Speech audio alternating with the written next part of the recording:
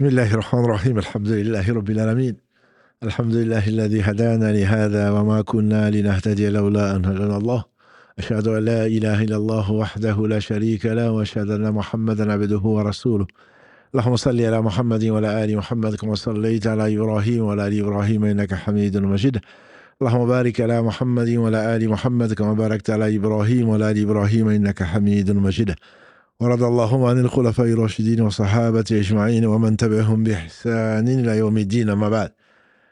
Assalamu alaikum wa rahmatullahi wa barakatuh. Mes sœurs, mes frères, les louanges, les remerciements, les éloges, ne ciel qu'au vivant qui ne meurt pas. Je nomme Allah. Le premier qui n'a pas de début, le dernier qui n'a pas de fin, l'apparent, le dominant sur toutes choses. Nous le louons, nous revenons vers lui repentant. Nous demandons protection contre les conséquences de nos péchés et les tendances de l'âme. Celui qui Allah guide, nul ne saurait l'égarer. Celui qui est privé de sa guidée, nul ne saura lui montrer le droit chemin. J'atteste donc qu'il est le seul digne d'adoration. J'atteste de la véracité, de l'exemplarité, de la prophétie de Mohammed ibn Abdillah, qu'Allah bénisse ses prophètes, sa famille, ses compagnons et tous ceux qui les auront suivis dans le droit chemin. Et nous fasse donc cet honneur. Quel honneur, donc, d'en faire partie. Ensuite, donc, après quelques semaines d'absence, en tout cas de ma part, on revient donc sur des thèmes qui vous intéressent et j'ai eu le plaisir, walillahi alhamd, de rencontrer un certain nombre de gens de la famille, comme on l'appelle la grande famille, donc de très belles rencontres, alhamdulillah, donc que ce soit à la Mecque, que ce soit à Médine ou ailleurs, et alhamdulillah qu'Allah bénisse donc toute cette belle famille et nous réunisse tous au paradis. Ensuite, on a essayé, autant que faire se peut, de vous tenir au courant un peu de l'évolution. Donc, du Hajj, même si vous ne le connaissez pas, de partager avec vous quelques émotions, quelques moments clés. Et je remercie là donc l'apport technique de Ahmed à la Mecque et le Youssef à Médine. Bien sûr, la qualité était ce qu'elle était, c'est-à-dire avec des iPhones. Mais alhamdulillah, on a espéré, en tout cas, partager des moments avec vous et vous avez été très nombreux à réagir. Qu'Allah accepte vos invocations et vous permette aux uns aux autres de vivre des expériences similaires, sinon meilleures. En tout cas, qu'Allah accepte de nous. Si Ibrahim alayhi salatu salam demandait, après avoir construit la Kaaba sur l'ordre d'Allah, lui qui est le rapproché d'Allah subhanahu wa ta'ala et qui demandait à Allah d'accepter, on ne peut nous demander autre chose, surtout que Allah nous a ordonné de faire de lui un exemple pour nous. Donc, on dit Rabbana taqabbal minna innaka anta as-sami'ul alim wa tub alayna innaka anta at-tawwabur rahim. Ô Seigneur, accepte ça de nous et également accorde-nous donc la faveur de ton repentir, puisque tu es celui, subhanahu wa ta'ala, qui accepte le repentir. Ensuite, donc, dans cette courte série, puisque le frère Si Mohammed Barakallahu fi est absent pour quelques semaines également, c'est une relève. Plutôt que de continuer dans le fiqh contemporain, on a choisi, lui comme moi, de faire une pause et de parler des choses qui nous importent et les choses qui sont importantes. Lui, il a parlé du comportement, du bon comportement, de la façon de régler les différends, surtout de conseiller de la meilleure des façons. Et donc, on vous propose aujourd'hui, Inch'Allah, un début d'une courte série, puisqu'elle aurait pu être très très longue, sur donc les récits des prophètes alayhi salam, que nous avons appelés concis, de recettes donc de récits des prophètes alayhi salam. Pour quelles raisons? Parce que nous vivons des moments difficiles, et notamment en France actuellement, mais simplement il faudrait savoir que ce n'est rien par rapport à ce que d'autres ont vécu. Les meilleures raisons alayhi salam, c'est incomparable. Et surtout, il faut savoir quand Allah aime quelqu'un, il le déprouve. La vie et la mort ont été créées par Allah dans sa sagesse, dans sa toute-puissance pour éprouver les uns et les autres, pour que les uns et les autres distinguent quels sont les meilleurs à l'œuvre. L'œuvre étant donc acceptée en tout cas, c'est ce qui a été fait pour Allah seul et suivant la sunna du prophète sallallahu alayhi wa sallam tout en restant dans l'islam. Et donc Allah a voulu choisir les meilleurs des hommes. Donc ça ne peut être que le meilleur des exemples. Il a voulu choisir les meilleurs des hommes pour plusieurs raisons, pour servir de provision. Provision pour les gens qui les aiment. Et on ne peut pas les aimer sans les connaître. Pour les gens qui doivent les prendre comme modèle, qu'Allah les bénisse tous. De provision, d'exhortation également. Donc de pousser les gens et les autres à prendre leur exemple, à prendre leurs exemples et également de consolation. Consolation pour ceux qui souffrent, consolation pour ceux qui vont souffrir, consolation pour ceux qui ont souffert. Et Allah subhanahu wa ta'ala sait où mettre son épreuve. J'en veux pour preuve, un jour meilleur qu'aujourd'hui, Abu Abdullah al-Arrat, Khabbab de son prénom, il était assis un jour, enfin, il a dit qu'il a trouvé le prophète sallallahu alayhi wa sallam accoudé à la Kaaba. Ils sont venus se plaindre. Il était fait esclave et tous les fils d'Adam sont nés donc libres. C'est les gens qui les ont rendus esclaves. Et le prophète sallallahu alayhi wa sallam était accoudé donc à la Kaaba sur une bourda, donc sur un de ses habits. Et ils sont venus se plaindre. Ya Rasulallah, tu ne vois pas ce qui nous arrive. Ne vois-tu pas ce que nous vivons? Et comment est-ce que tu ne vas pas nous invoquer Allah subhanahu wa ta'ala pour nous? Est-ce que tu ne vas pas supplier Allah de venir à notre secours? Et il était donc accoudé, il s'est redressé.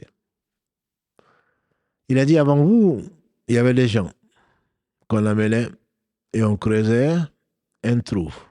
On les y mettait et on les partageait en deux. Il y a d'autres qu'on amenait et avec un fer, on enlevait ce qui est entre les os et la cervelle. Tout ceci ne les faisait pas revenir de leur foi. C'est-à-dire qu'ils n'ont pas fait de péché. Leur seul péché, c'est d'affirmer qu'Allah est leur Seigneur.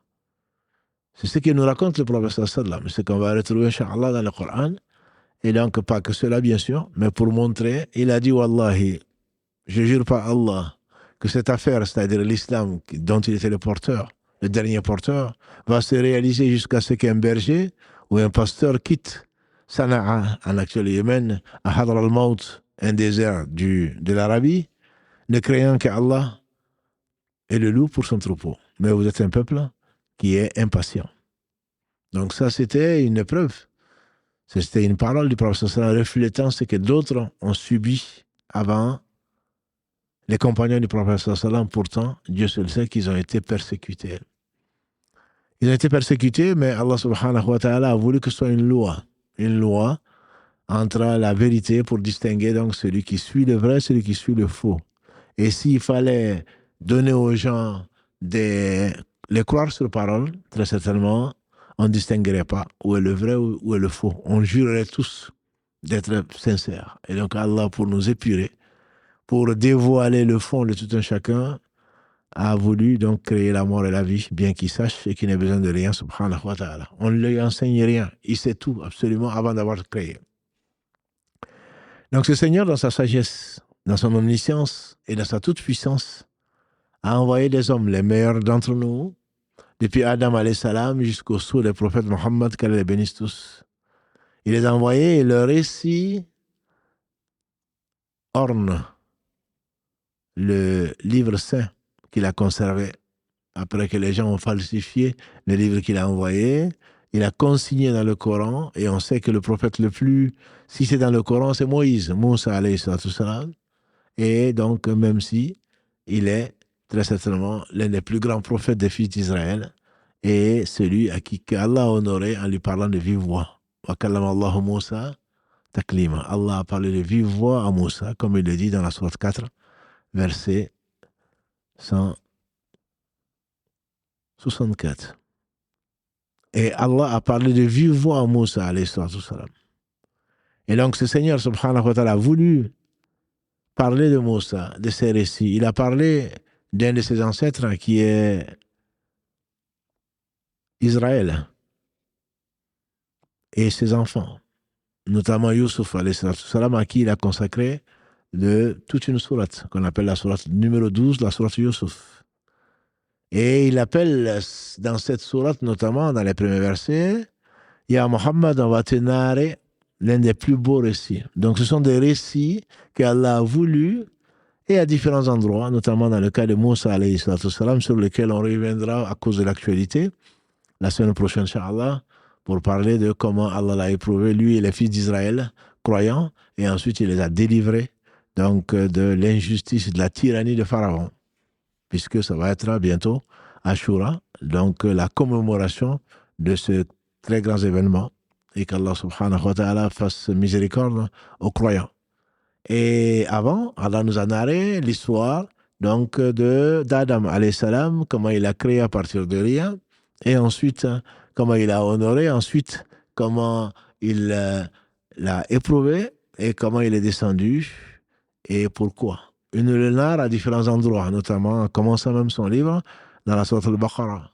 Il le narre également dans la sourate 7, Al-A'raf, dans la sourate 20, Taha, et bien d'autres sourates. Tout ceci, bien entendu, il y a un but derrière cela. Allah est sage, subhanahu wa ta'ala. Son narration, les récits sont là pour attirer l'attention et pour plusieurs raisons. Pour plusieurs raisons. Ces récits sont très importants parce que c'est une façon de captiver l'attention, une façon différente de retenir donc les leçons et surtout pour qu'on les médite. Pour qu'on les médite. La première raison, c'est que Allah seul sait. Ce qui a été écrit peut avoir été falsifié. Ce qui a été écrit, il peut y avoir des oublis. Ce qui a été écrit, il peut y avoir des choses importantes qui sont noyées dans les choses futiles, dans des détails. Et Allah va droit au but. Et donc, il parle la vérité. Et ce qu'Allah dit, nul ne saurait le contredire, malgré les prétentions. Parce qu'Allah sait, c'est lui qui a créé, et rien ne lui échappe. Et il ne dit que la vérité. Ça, c'est la première raison. Donc, pour que l'on apprenne de l'histoire, quand on apprend l'histoire, c'est pour en tirer des leçons.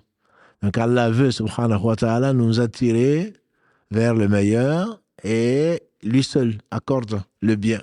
Parce que c'est lui qui le crée, c'est lui qui sait là où il le met. Ça, c'est la première des raisons. La deuxième raison, c'est que ces récits ont été rapportés dans d'autres livres que les gens ont reconstitués. Donc, l'on peut parler de la Bible, que l'on parle de l'Ancien Testament, du Nouveau Testament, des psaumes ou tout le reste. On retrouve une partie donc, de ces récits-là sous différentes formes. Et c'est un défi. C'est un défi qu'Allah subhanahu wa ta'ala lance aux gens qui nous ont précédés, qui ont précédé Muhammad sallallahu alayhi wa sallam, pour leur dire, voilà, c'est le même Seigneur. C'est la même religion qui est l'islam. Et voilà les récits, comment c'est passé. Vous en trouvez une partie dans vos livres. Et rien ne vient contredire cela alors que c'est quelqu'un qui ne savait ni lire ni écrire.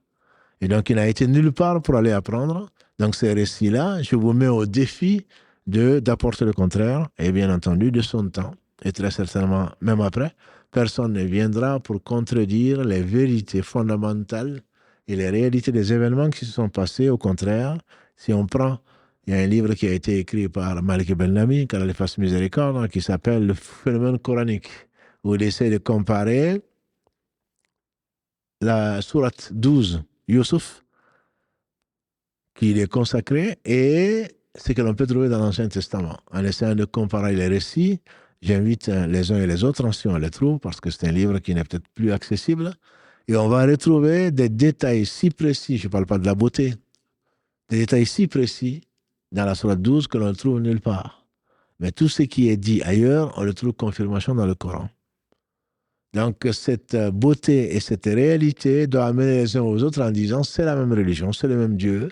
Et donc, pour croire à Muhammad sallallahu alayhi wa sallam, c'est un des arguments, c'est même un miracle qu'Allah subhanahu wa ta'ala lui accorde pour montrer aux uns aux autres que c'est la même religion, que c'est le même Seigneur qui a révélé, celui qui a révélé à Moïse, celui qui a révélé à Ibrahim, celui qui a sauvé Ibrahim, celui qui a créé Adam, celui qui a noyé donc les gens qui ont démenti Nuh alayhi salatu wassalam, et que donc c'est celui qui a élevé Jésus alayhi salatu wassalam, c'est lui qui a envoyé Muhammad sallallahu alayhi wa sallam avec la vérité, avec la même vérité.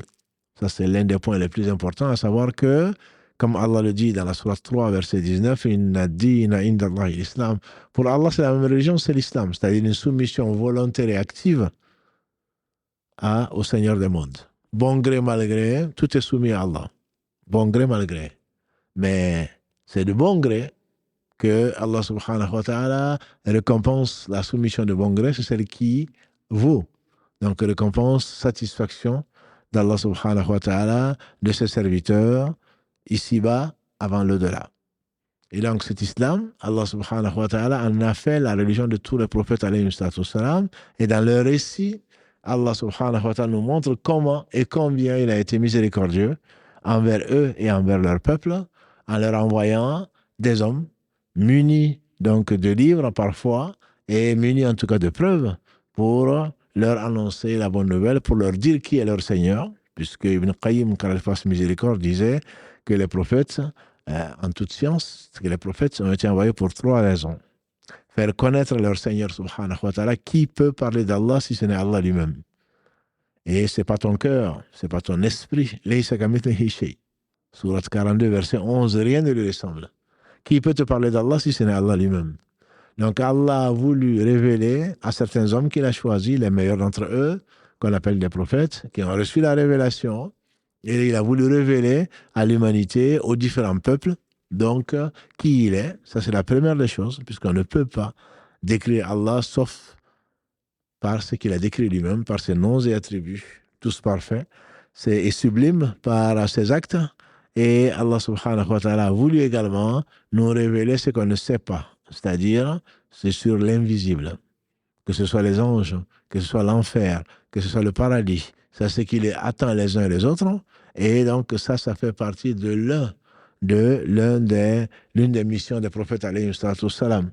Et il a promis à ceux qui ont cru, alladhina yu'minuna bil ghayb, c'est qui croient à l'invisible sans l'avoir vu bien sûr, et ceux-là il leur a promis le paradis, et ceux qui refusent d'y croire par orgueil, il leur a préparé l'enfer quand nous en prendrons. Et pour cela donc il nous teste. Pour cela il nous teste, c'est pour cela qu'il nous dit par pure miséricorde qu'est-ce qu'il aime et qu'est-ce qu'il n'aime pas. S'il avait voulu, on serait comme ces anges qui n'ont pas de pulsion, qui ne mangent pas, qui ne boivent pas et qui ne désobéissent pas à Allah. Ils n'ont même pas la capacité de désobéir à Allah subhanahu wa ta'ala.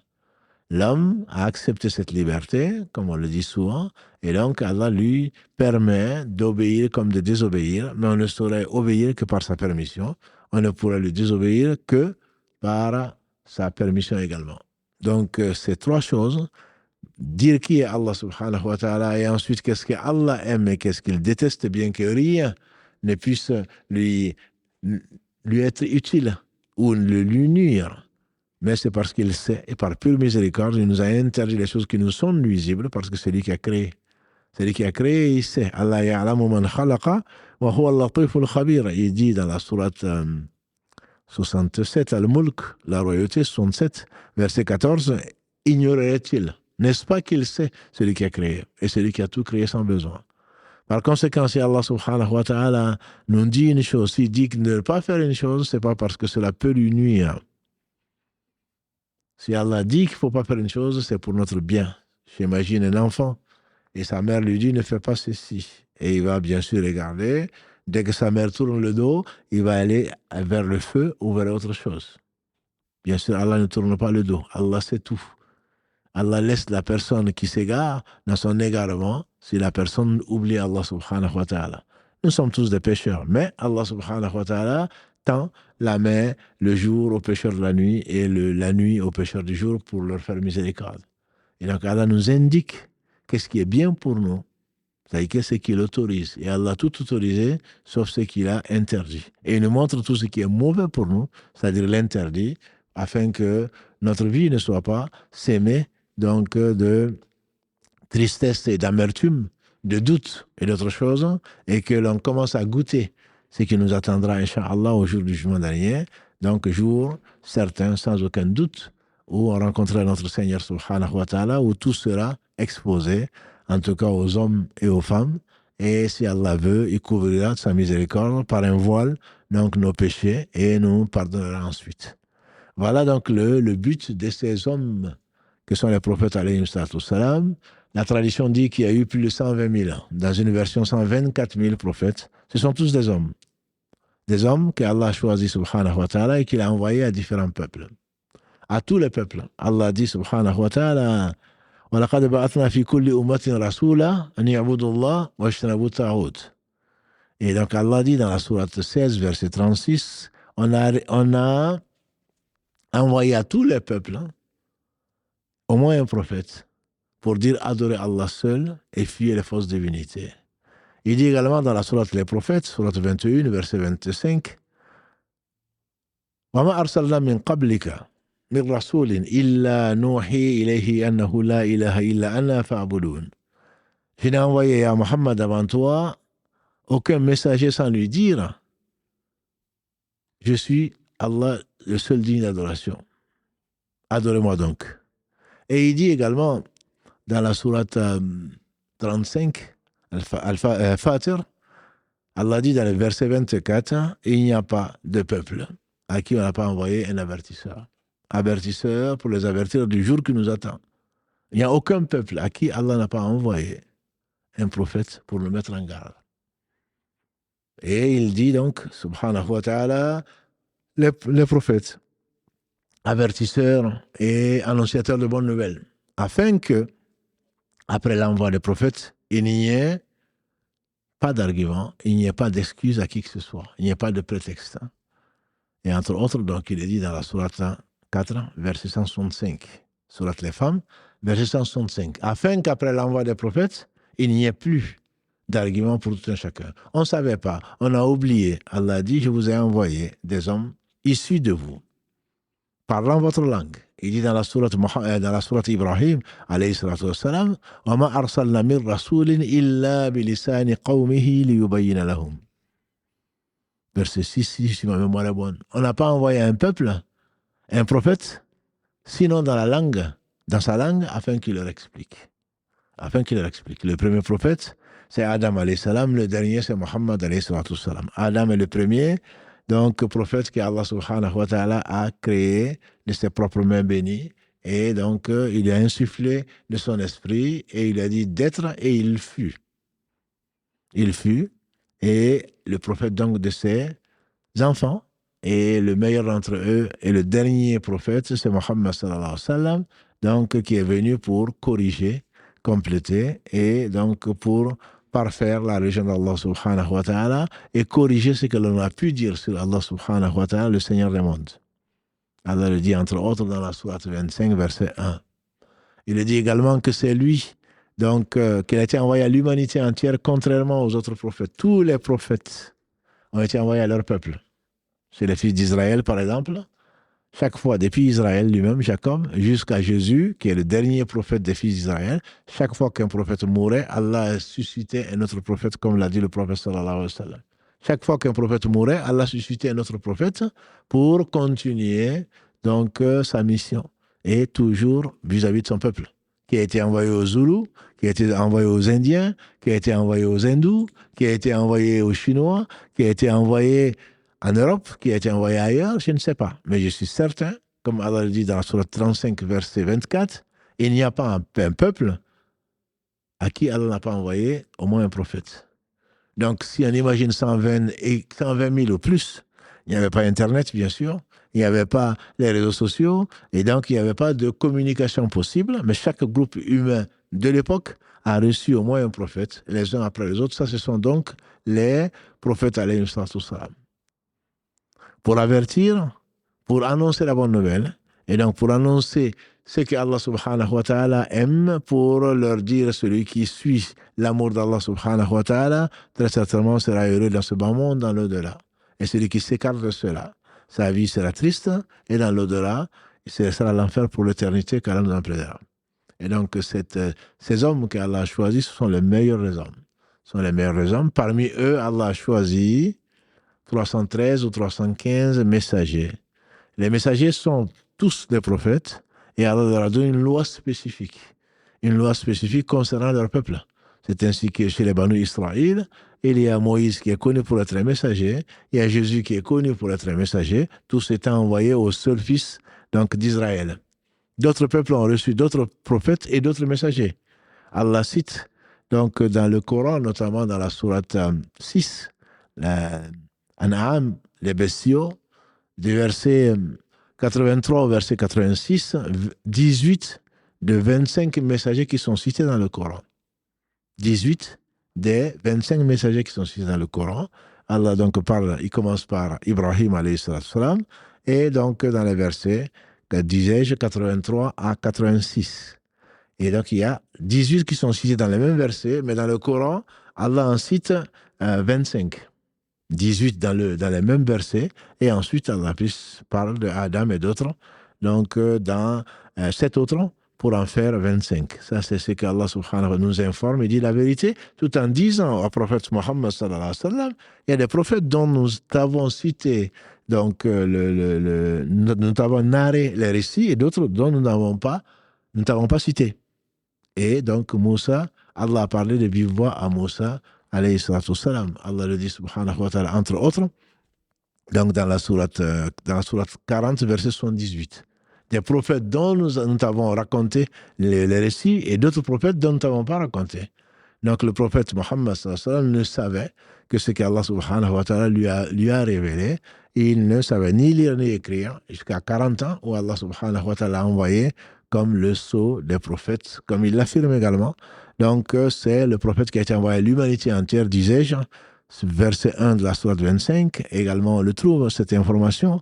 Donc dans le verset 28 de la sourate 34, Saba.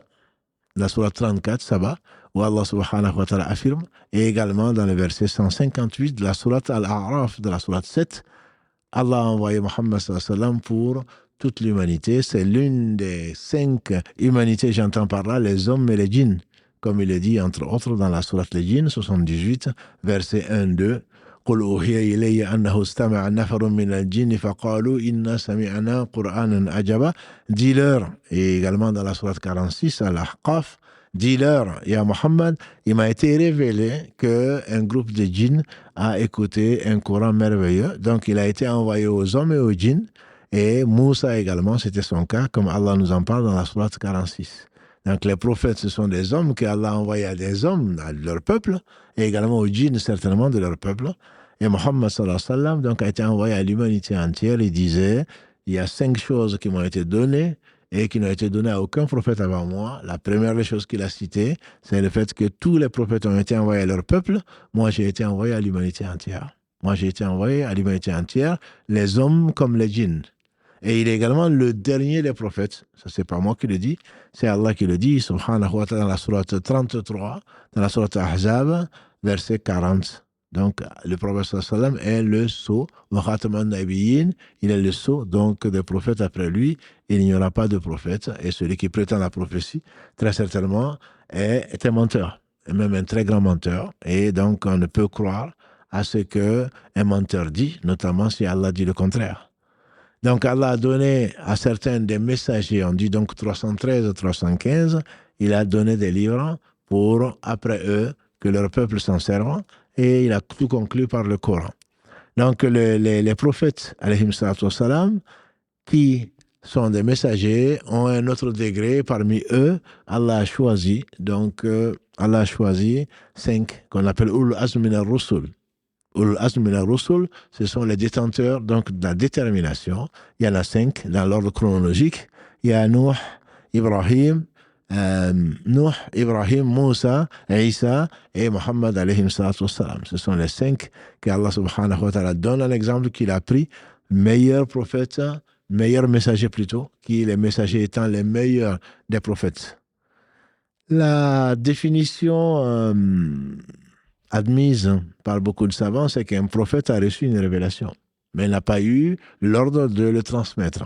Alors qu'un messager reçoit une révélation et a l'ordre de le transmettre. C'est une définition qui n'est pas admise par tous les savants, mais c'est la définition la plus courante. Dans le cas de Mohammed sallallahu alayhi wa sallam, on dit qu'il est devenu prophète avec la révélation quand il avait 40 ans, des versets 1 à 5 de la sourate 96.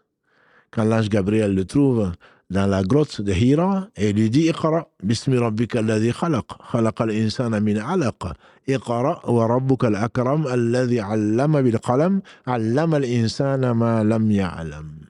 Voilà 5 premiers versets, les seuls qu'il avait reçus quand il a eu donc cette rencontre terrible, mémorable, c'est le fait que l'ange Gabriel lui ait révélé ceci. Oh Allah dit lis au nom de ton Seigneur qui a créé l'homme d'une adhérence. Lis parce que ton Seigneur est le plus généreux. Il a enseigné à l'homme ce qu'il ne savait pas.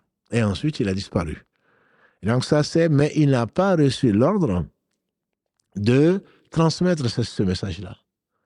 Il a été intimé, il a reçu donc la révélation, mais là il est devenu un prophète, puisque Dieu a envoyé, subhanahu wa ta'ala, l'ange Gabriel pour lui transmettre un message. Là, il est prophète. Il est devenu messager quand Allah lui a envoyé le verset, les versets 1 à 4 de la sourate 74, Al-Muddathir. أي المدثر قم فأنذر. Verset 2 de la sourate 74, Allah dit: ô toi qui es couvert d'un manteau, lève-toi et anzir, mets en garde. Donc là, ça veut dire qu'il a été chargé de transmettre un message à son peuple, et donc c'est là où il passe de prophète simple, entre guillemets, à un messager, et donc ensuite, Allah lui a ordonné de transmettre son message à tout un chacun, il deviendra donc le seul prophète qui a été envoyé à l'humanité entière. Les récits des prophètes nous rappellent, nous disent que les prophètes sont venus avec la même mission. Le prophète sallam lui-même disait: nous les prophètes, nous sommes comme des frères, du même père avec des mères différentes. C'est-à-dire qu'ils sont venus parlant d'autres langues, avec peut-être des coutumes différentes, mais avec la même origine qui est Allah subhanahu wa ta'ala, et comme c'est le Dieu unique, il n'y a pas de divergence entre, et ni de contradiction par rapport à ce qu'il envoie. Tous les prophètes ont été envoyés avec la même mission. Et Allah dit subhanahu wa ta'ala, commençons par le premier messager qui est Nuh, alayhi salatu wassalam.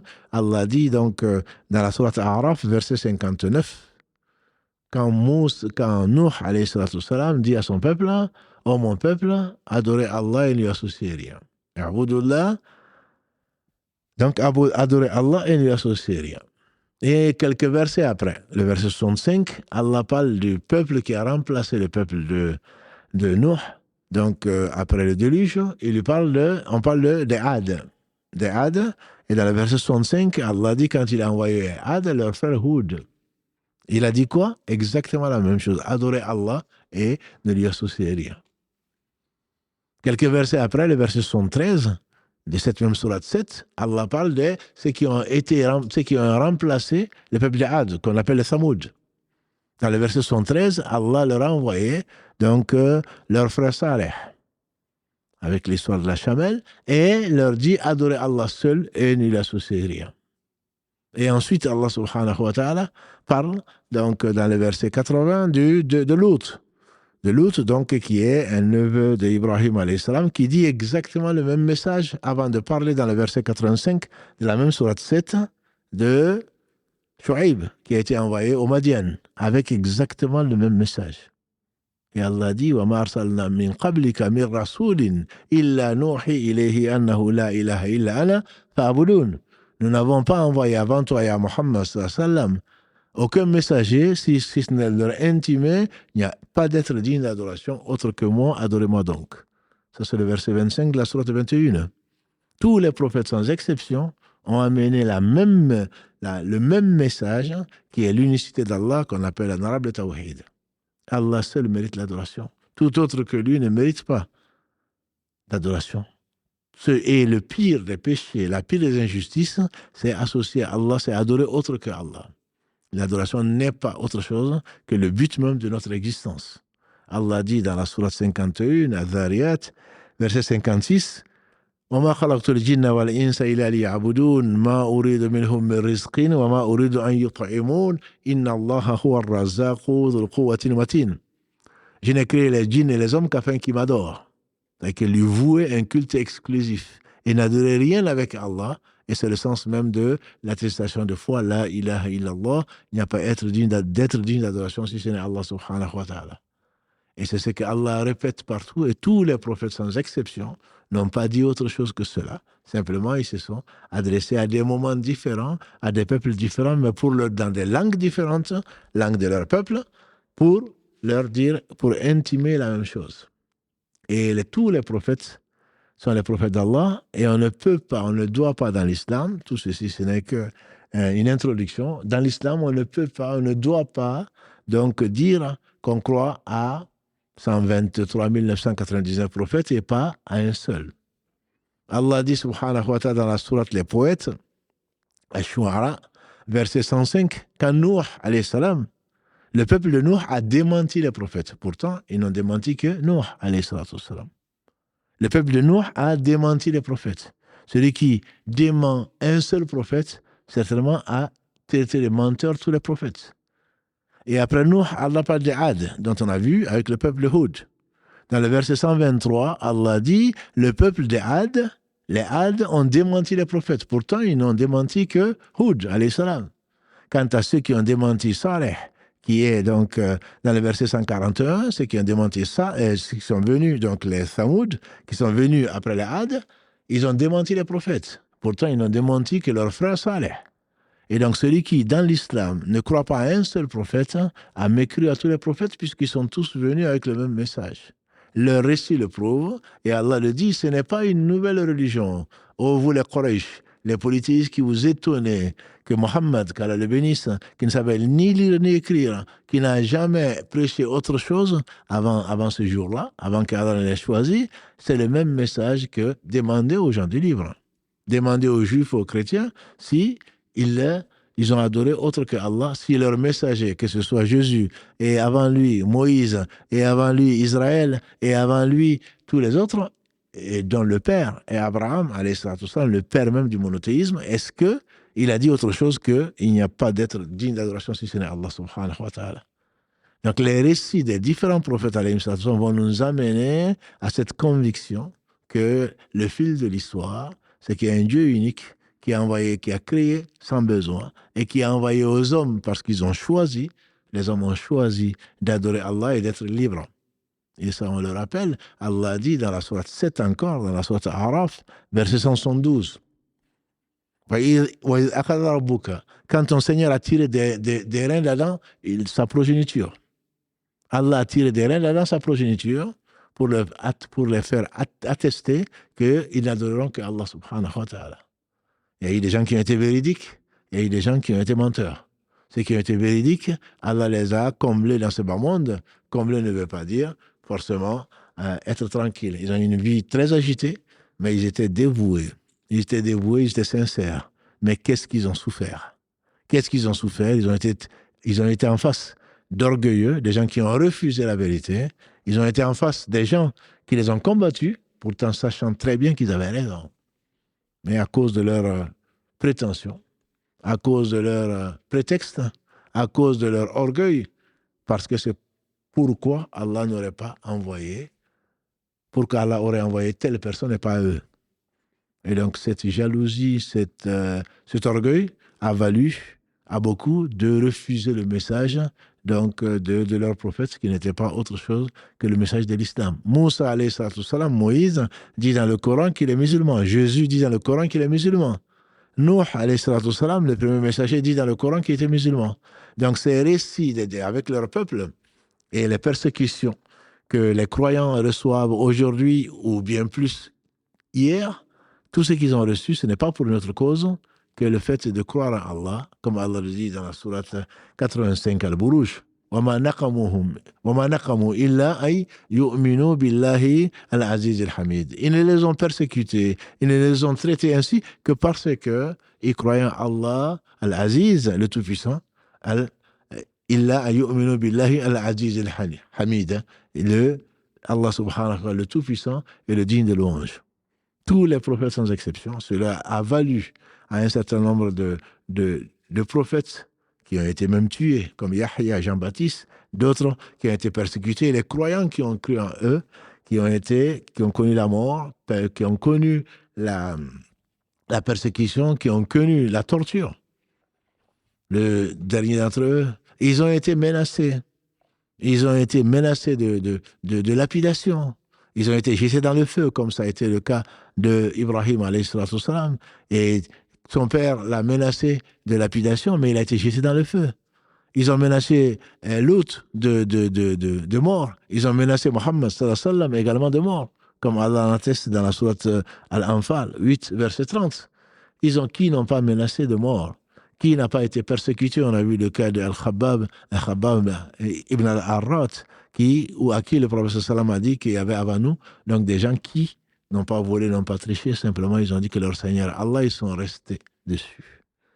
Et c'est la raison pour laquelle Allah rappelle à ces créatures faibles que nous sommes, on a été créés faibles, à ces créatures que, en réalité, les gens que Allah subhanahu wa ta'ala a choisis pour servir d'exemple, pour servir de témoin, vont être testés dans cette vie pour savoir s'ils sont sincères ou pas. Pour que demain, personne n'ait une excuse pour le dire. Et combien ils étaient dévoués, ils appelaient leur peuple au bien. Qui est-ce que tu dois aimer? Celui qui te veut du bien. Mais celui qui ne connaît pas le bien ne peut t'apporter du bien, puisqu'il ne le connaît pas. C'est pour cela que les prophètes sont les hommes les plus dignes d'amour après Allah subhanahu wa ta'ala et pour Allah subhanahu wa ta'ala. Ce sont des exemples de dévotion, c'est pour cela qu'on parle d'exhortation, et également des exemples de sacrifice. Pour leur peuple, qu'est-ce qu'ils n'ont pas fait? Mais comme résultat, ils ont été persécutés.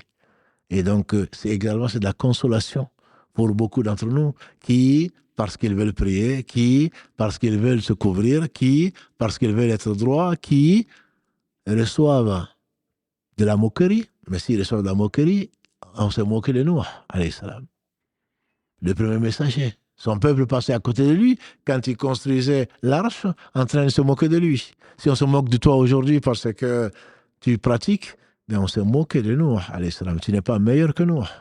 Allah l'a loué, entre autres. Il a choisi comme le meilleur messager, le premier messager plutôt, et il l'a appelé Abdan Shakur dans le verset 3 de la sourate 17, Al-Isra. Innahu kana Abdan Shakur était un serviteur très reconnaissant.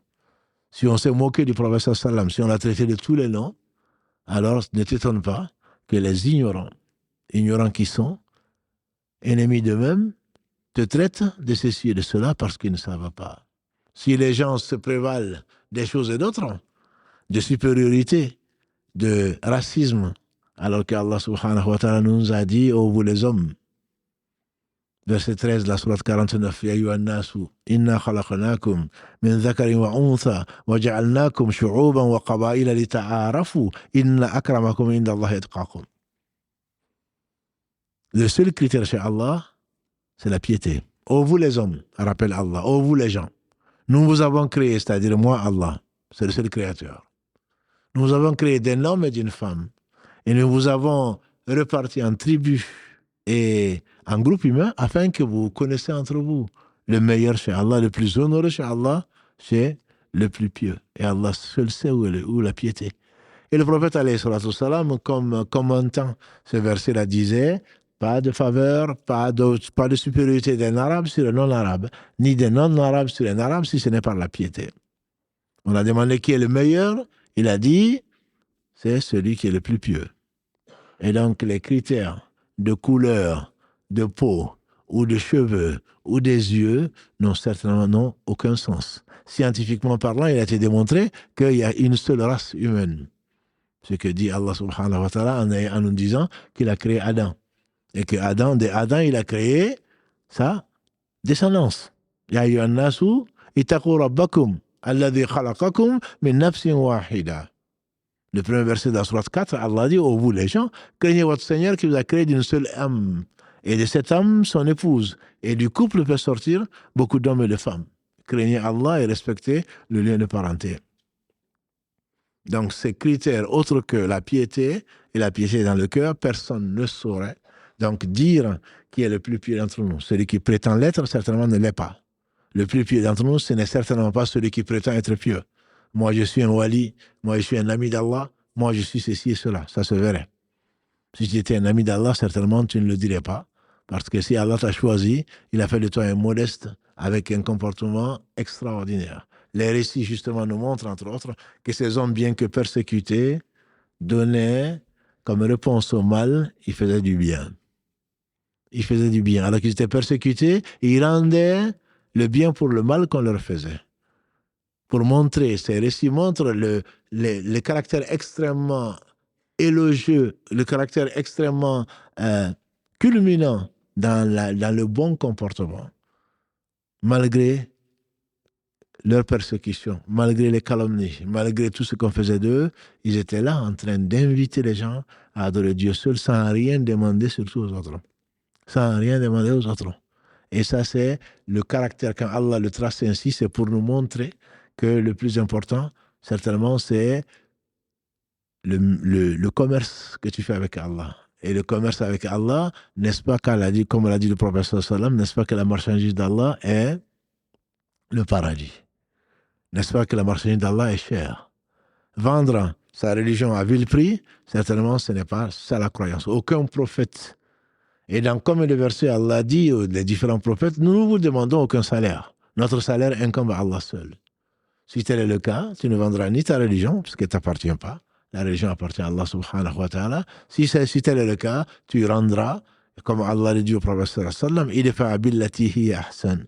Et donc, réponds au mal par ce qui est le meilleur possible dans le bon comportement. Et certainement, il avait le meilleur des comportements, comme Allah lui dit dans la sourate Al-Qalam, dans la sourate 68, verset 4. Innaka la'ala khuluqin azim, tu es certainement pétri d'un caractère éminent. D'un caractère éminent. Donc, tous les prophètes, sans exception, ont été caractérisés par deux choses. Une mission qui était de faire sortir les gens des ténèbres vers la lumière, des ténèbres de l'ignorance, de l'injustice vers la justice d'Allah, la justice donc de l'islam. Tous les prophètes, sans exception, n'ont pas fait autre chose que cela. Et deuxième caractère qui caractérise l'islam, qui doit le caractériser, en tout cas celui qui prétend s'affilier à cette religion qui est celle d'Allah, c'est d'avoir un bon comportement. Voilà deux choses. Toute personne qui appelle à l'adoration d'elle-même ou d'autres que Allah subhanahu wa ta'ala n'est certainement pas un musulman. Et tous les prophètes sont musulmans. Et toute personne, malgré ses prétentions, qui appelle à Allah et qui a un mauvais comportement ne peut pas être considéré comme quelqu'un qui est un bon musulman, c'est impossible. Parce que Allah subhanahu wa ta'ala a voulu que le comportement soit le meilleur, les plus aimés d'Allah subhanahu wa ta'ala, les plus aimés au jour du jugement dernier du prophète qu'Allah le bénisse et le sauve, ce sont ceux qui ont le meilleur comportement. Il est impossible qu'un croyant, qu'un bon musulman en tout cas, ait un mauvais comportement. Depuis les premiers jusqu'au dernier. Et il n'y a pas d'exception à cela. Et donc par conséquent, les récits des prophètes sont là pour nous rappeler ces vérités-là, l'unicité d'Allah subhanahu wa ta'ala, le bon comportement envers et contre tout, et que tous les prophètes, sans exception, sont des frères. Sont des frères et ont amené la même religion. Pourquoi alors plusieurs prophètes? Pourquoi plusieurs prophètes? Parce qu'Allah a voulu que, au travers des épreuves des uns et des autres, Allah a voulu imposer à certains, à cause de leurs œuvres, de leur désobéissance, il les a privés d'un certain nombre de choses, comme il a imposé par exemple aux gens qui ont désobéi à Moussa alayhi salatu salam en adorant le veau d'or. Il a ensuite envoyé les prophètes, dont Jésus qui est le dernier messager des fils d'Israël, pour alléger le fardeau donc, des descendants de ces gens puisqu'ils ne sont pas responsables. Donc la charia, les lois ont pu évoluer, même entre prophètes, mais ce qui n'a pas changé, c'est le dogme. Ce dogme n'a jamais changé. Et Allah subhanahu wa ta'ala a voulu donc parfaire ses bienfaits, comme il le dit dans la sourate 5, verset 3, ses bienfaits donc sur les hommes et les djinns. Il a parfait cette religion et il a accordé l'islam comme religion donc à tous ceux qui, aux djinns comme aux hommes, et se conformant ainsi à l'idéal donc de l'homme, qui est le fait donc d'accepter sa petitesse, d'accepter sa faiblesse et de se référer donc au Seigneur des mondes. Au Seigneur des mondes qui le suffit, qui est le plus miséricordieux des miséricordieux et qui va lui révéler le sens même de la vie. C'est que l'on pense être une épreuve, un éloignement d'Allah subhanahu wa ta'ala, on le verra, Inch'Allah, se retrouve être une miséricorde. Même une maladie, comme l'a dit le prophète sallallahu, même une gêne, même une anxiété, même une situation stressante, il n'y en a pas qu'on vit sans qu'Allah nous enlève des péchés, qui nous voilent le cœur ou qui nous élèvent en degré. Donc ce n'est pas, les épreuves ne sont pas signes de l'abandon d'Allah subhanahu wa ta'ala. Le prophète alayhi salatu salam, il a dit, les plus éprouvés ce sont les prophètes. Après les gens, de plus en plus proches d'eux.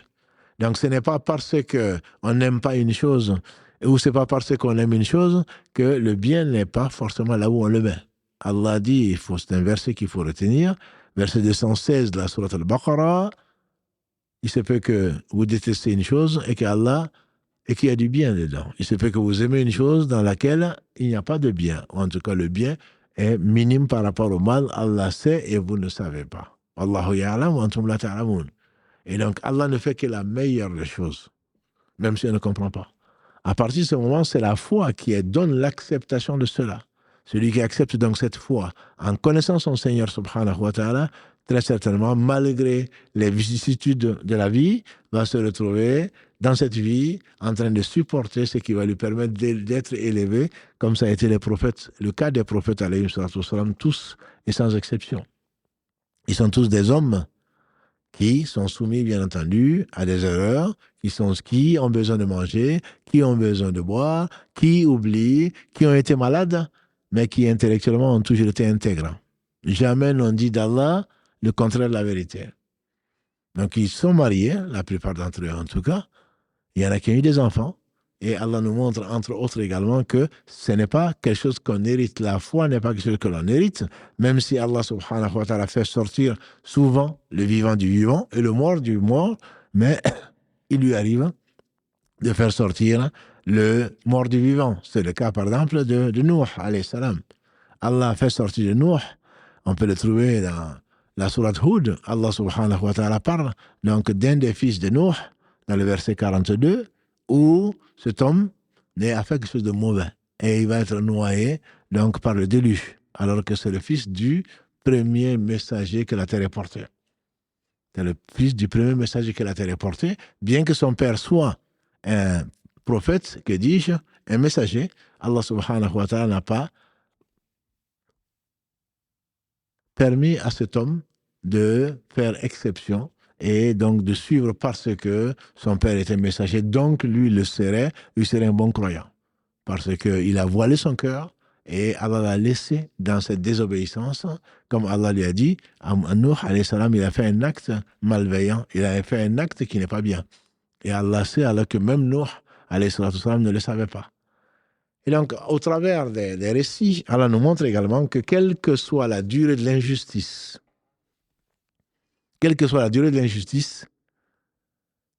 la vérité prendra le dessus sur l'erreur. Ça peut durer des siècles. On peut utiliser les médias, on peut utiliser tout ce que l'on veut, mais la vérité finira par apparaître, la vérité finira par prendre le dessus. Nombre de prophètes, comme on le verra, Inch'Allah, nombre de peuples ont été dominés par des tyrans et qui les ont soumis. Et notamment, on verra, Inch'Allah, l'histoire de Pharaon et ce qu'il a fait des fils d'Israël. Et néanmoins, malgré tout, avec leur plan, Allah est tout-puissant. Comme il n'a besoin de rien, il a tout créé sans besoin. Allah peut faire sortir le vivant du mort, le mort du vivant. Et donc, il faut placer sa confiance. Que les croyants doivent placer leur confiance à Allah subhanahu wa ta'ala qui est capable de tout. Il est capable de tout. Il a sauvé les croyants après que pratiquement certains ont désespéré, après les persécutions, après tout ceci, parce que Allah a interdit l'injustice dans ce bas monde-là et l'injustice sera donc corrigée dans ce bas monde et où, très certainement, en tout cas dans l'au-delà.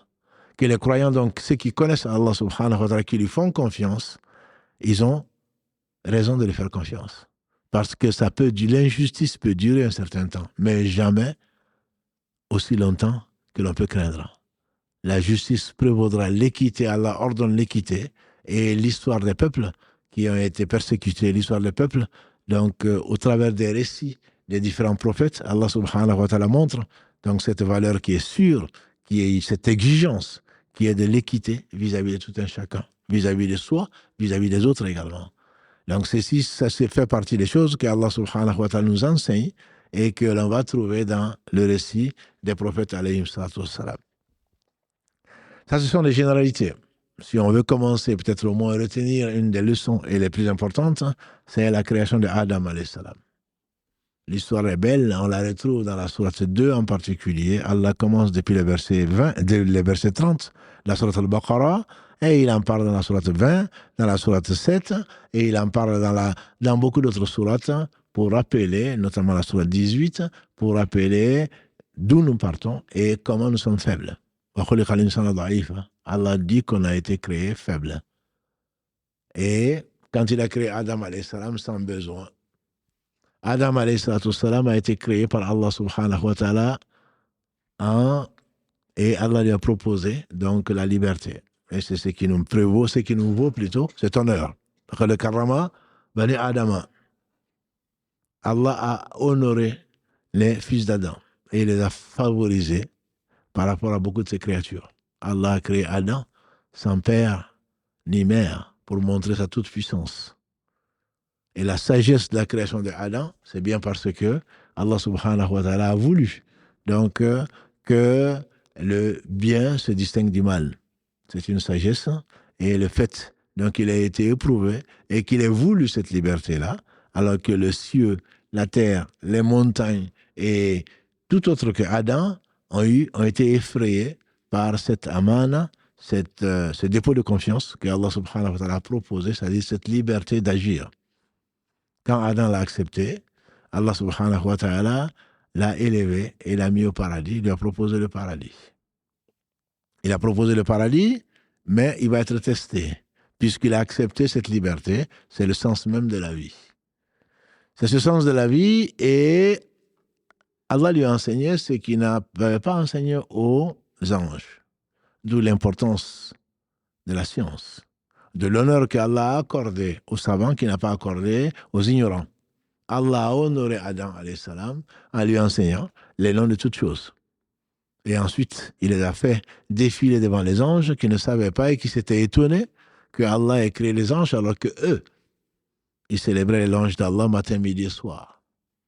Allah dit, je sais ce que vous ne savez pas. Au travers de la science qu'Allah a donnée à Adam, par laquelle il l'a honoré, Allah a voulu donc montrer aux anges que c'est lui sait et qu'eux, ils ne savent pas. Allah sait absolument tout. Et ce n'est pas parce qu'on voit une chose et qu'on ne sait pas pourquoi, on connaît ce qu'Allah nous révèle, mais parce que Allah sait, Allah seul sait. Et donc, par conséquent, le fait d'avoir créé Adam et lui avoir enseigné ce que les gens ne savent pas, a honoré Adam. Et Adam, donc, a eu cet honneur d'avoir été donc l'objet de respect et les gens sont prosternés devant lui sur l'ordre d'Allah subhanahu wa ta'ala. En leur compagnie, il y avait Satan et Satan n'est pas un ange. Satan n'est pas un ange, comme Allah dit, entre autres dans la sourate 18.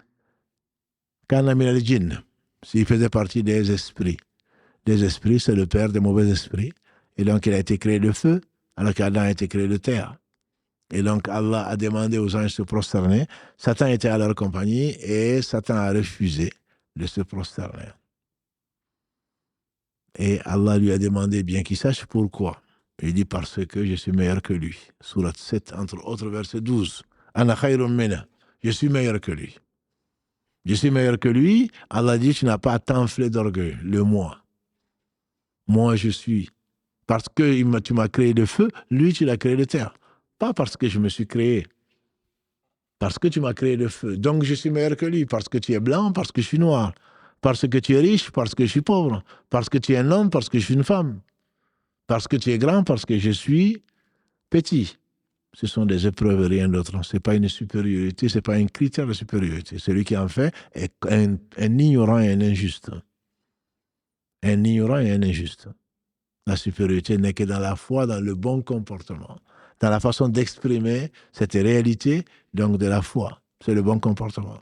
Par contre, ça prétendre être meilleur que qui que ce soit, c'est de l'orgueil. Et comme l'a dit Ibn Mas'ud, Karalagré, le tenant du prophète sallallahu alayhi wa sallam ne rentrera pas au paradis celui qui a tant soit peu d'orgueil. Celui qui a tant soit peu d'orgueil, il faudrait qu'on se le rappelle. Allah dit, tu n'as pas t'enflé d'orgueil. C'est l'une des trois sources de tous les péchés. Et voilà donc que Allah le condamne en enfer à cause d'un seul péché. Et pour nous autres qui prétendons être croyants, il faudrait qu'on s'en méfie. Non, est-ce que c'est un petit ou un grand péché? On l'entend parfois. Un petit ou un grand péché? Il n'y a pas de petit péché. Bilal ibn Malik, quand il fasse miséricorde, on lui fait dire, ne vois pas la petitesse du péché, vois plutôt la grandeur de celui à qui tu désobéis. Allah a retenu, Allah a voulu que l'histoire retienne ce nom, cette phrase ou ce dicton de cet homme qui s'appelle Bilal ibn Malik. Ne vois pas, mon frère, ma sœur, ne vois pas la petitesse du péché. Non, ça c'est un petit péché. Petit péché, ça veut dire quoi? C'est une petite désobéissance. Mais c'est pas grave. C'est toi maintenant qui juge ce qui est grave et ce qui l'est pas.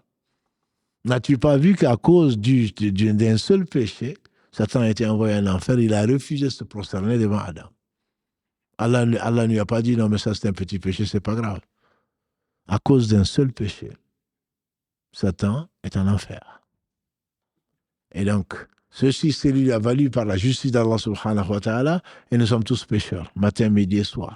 Kullu bani Adam khata, a dit le prophète sallam. Kullu bani Adam khata, wa khayra khata'in at-tawwabun.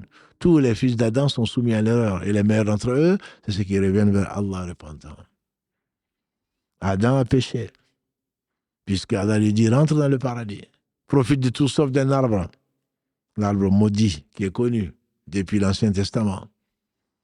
Il a tout laissé, il a mangé de l'arbre. Il a péché lui aussi. À cause de ce péché, il est sorti du paradis.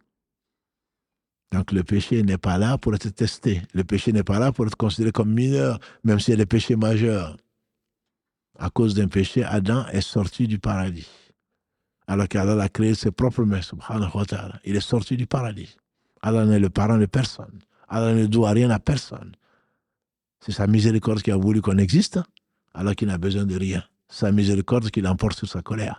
Autrement, sur la terre, comme il a dit, subhanahu wa ta'ala, dans le livre, verset 45 de la sourate 35, verset 61 de la sourate 16, si Allah s'en prenait aux gens pour ce qu'ils ont fait, il n'aurait laissé sur la terre aucun être humain. Mais sa miséricorde l'emporte sur sa colère. Adam est sorti du paradis, alors que Allah subhanahu wa ta'ala l'avait mis en garde contre Satan. Parce que quand Satan a refusé de se prosterner, Allah dit tu iras en enfer. Il a dit donne-moi un délai. Je te demande une seule chose, donne-moi un délai. Pas de ne pas m'envoyer au paradis. Pas de ne pas m'envoyer en enfer. Pas de m'envoyer au paradis. C'est pas ce qu'il a demandé. Il a demandé d'avoir un délai. Parce que celui que tu as préféré à moi, si tu me laisses un seul moment, un petit moment, avant que tu me m'envoies en enfer, je vais l'amener lui et toute sa descendance en enfer. Le seul objectif, un objectif clair, et un objectif éternel, entre guillemets, jusqu'à ce que le monde et ce qu'il contient disparaissent, le seul objectif de Satan, c'est de nous amener en enfer avec lui. Peu importe que lui aille en enfer, il n'y a pas de discussion dessus. Il n'a même pas demandé pardon à Allah. Les savants disent qu'Adam a oublié. Il a mangé de l'arbre. Sa nuée lui est parue. Lui et son épouse Ève, ils sont descendus. Ils ont été chassés du paradis. Et malgré cette humiliation, entre guillemets, que Allah leur a imposée dans sa justice, il a reconnu qu'il était faible. Il a demandé à Allah, dans la sourate 7, verset 23, lui et son épouse, Rabbana zalamna anfusana wa in lam taghfir lana wa tarhamna lanakunanna minal khasirin. Seigneur, on s'est fait outragement tort. Si tu ne nous pardonnes pas, si tu ne nous effaces pas nos péchés, on fait la partie des perdants. Allah l'a non seulement pardonné, Allah l'a élevé, Allah l'a honoré. Il a fait de lui le père de l'humanité et il a béni une partie de sa descendance. C'est lui qui, subhanahu wa ta'ala, honore celui qui est humilié. C'est lui qui le conforte celui qui est déçu. C'est lui qui élève en degré celui qui est rabaissé. C'est Allah. Mais il ne l'accepte qu'à condition que tu saches qui il est. Il est l'élevé dans son être, dans ses noms et attributs, dans tous ses actes qui oscillent entre sa miséricorde et sa justice. Si tu le reconnais, non seulement Allah te pardonne, Allah t'élève en degré, Allah il t'aime. Allah dit dans la sourate 2, verset 222, Inna Allah yuhibbu tawwabin wa yuhibbu al-mutatahhirin. Non seulement Allah pardonne, mais Allah aime ceux qui se repentent. Allah aime le repentir. Allah aime ceux qui se repentent. Et il aime ceux qui se purifient. C'est dans ces conditions que Adam alayhi salam a été élevé en degré. Allah l'a honoré. Quant à Satan, il a fait un péché. Il a refusé de prosterner devant Adam, et il a trouvé un prétexte. Il a trouvé une justification, à savoir qu'il était meilleur que lui. Tout le problème est là. Au lieu dans l'islam, quand il y a un ordre, l'ordre doit être compris et doit être exécuté. Celui qui le fait, Allah le rapproche. Allah l'élève, Allah lui pardonne. Allah dit dans la sourate 33, verset 36.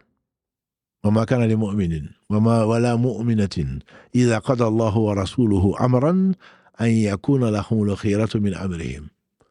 Il n'appartient ni aux croyants ni à la croyante une fois qu'Allah a décrété une chose qu'ils aient le choix. Et donc celui qui reconnaît Allah comme Seigneur et qui s'humilie devant Allah, qui l'adore, sachant qu'il est le Tout-Puissant, Allah l'élève en degré, Allah lui pardonne. Mais celui qui s'enfle d'orgueil, Allah l'abandonne comme il a abandonné Satan. Et donc, il va se retrouver très certainement humilié, angoissé dans ce bas monde.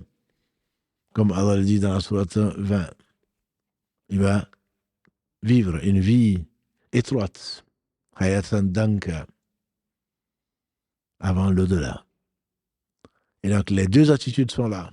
Et raisonner, moi je crois, moi je pense que quand il y a la révélation, il n'y a pas de raisonnement dans l'islam. La raison, elle sert à quelque chose. Elle sert à comprendre la révélation. Mais elle ne sert pas à s'opposer à la révélation. La révélation dit ceci, mais moi je crois que, très certainement, ne fait pas partie du croyant. C'est ce qu'a dit Satan. Il a justifié sa désobéissance par la raison. Et ça l'a valu d'enfer pour l'éternité. Et quant à Adam, alayhi salam, il a reconnu. Rabbana zalamna anfusana. Il a reconnu son erreur. Son épouse et lui. Ils ont reconnu leur erreur et Allah leur a pardonné. Et donc, quand le fils d'Adam, qui a été créé faible, recherche un secoureur, recherche un réconfort, recherche une source de provision, recherche le bien, il revient, il reconnaît sa position, il revient, il se fait un examen de conscience, et il revient vers celui qui lui pardonne, qui l'élève en degré, et pour ensuite le combler dans ce bas monde avant l'au-delà. Donc, c'est dans le récit d'Adam, alayhi salam, qui est revenu vers Allah, et c'est la meilleure des choses. C'est la meilleure des choses. Le prophète lui-même, qu'Allah le bénisse, il demandait pardon 100 fois par jour. Dans la version de Muslim, plus de 70 fois par jour. Dans la version de Bukhari, à Allah subhanahu wa ta'ala. Celui qui revient souvent en demandant pardon à Allah subhanahu wa ta'ala, Allah va lui pardonner.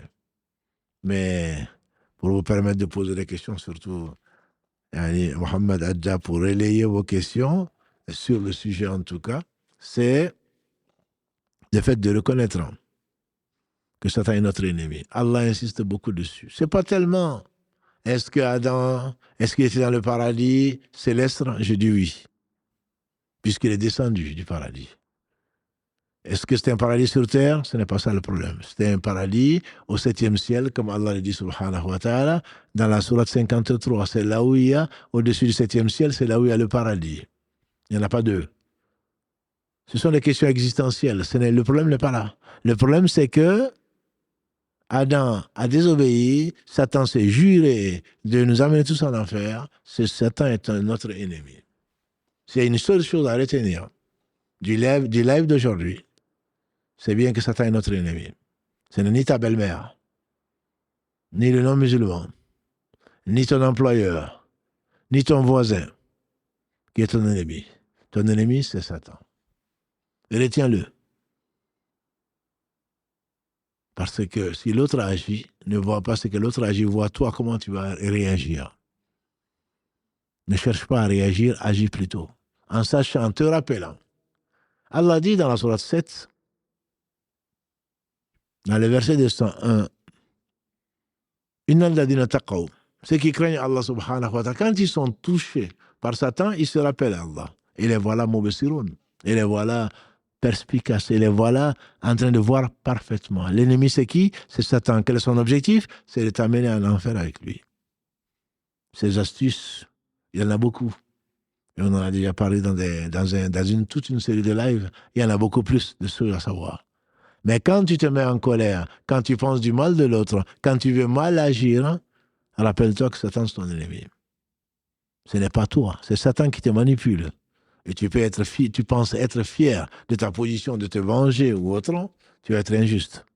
Satan va être content parce qu'il va avoir des compagnons dans l'enfer, entre guillemets. Et il n'y a pas de négociation avec Satan. Je lui donne un peu ça et il va se contenter. Non, la négociation, c'est avec l'homme. Allah ordonne à l'homme, une fois qu'il est touché par Satan, de demander protection auprès d'Allah subhanahu wa ta'ala. Entre autres versets, la sourate 41, Fussilat, quand Allah dit, à l'exemple de ce qu'on rapporte de Jésus, quand Allah dit qu'on te fait du mal, tu te fais du bien en réponse.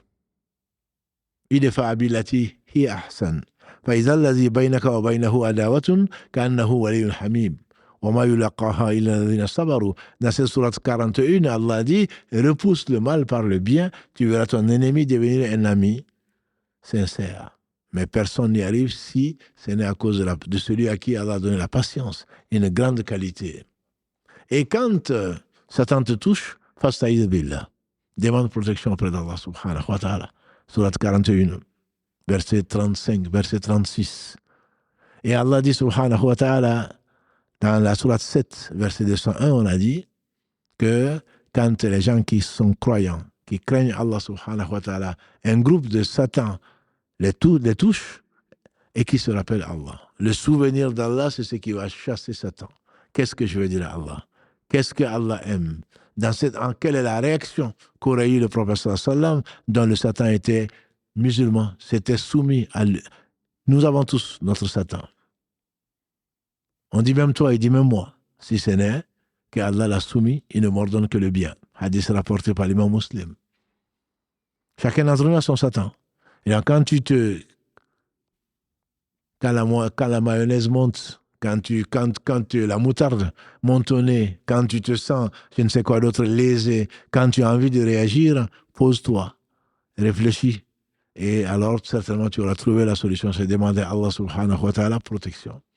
Et cette protection te sera accordée tant que tu la demanderas à Allah, tant que c'est sur lui que tu vas compter. Et le prophète sallam nous a enseigné ce qu'Allah lui a enseigné.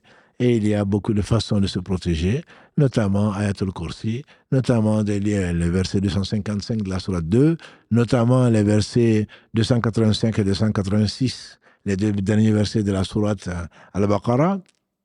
2, notamment le fait de dire 100 fois par jour La ilaha illallah wahdahu la sharika lah, lahul mulku wa lahul hamdu wa huwa ala kulli shay'in qadir, notamment de lire les 3 premiers versets de la sourate 35 et bien d'autres façons de demander protection auprès d'Allah subhanahu wa ta'ala. Le fait de se rappeler Allah chasse nécessairement Satan.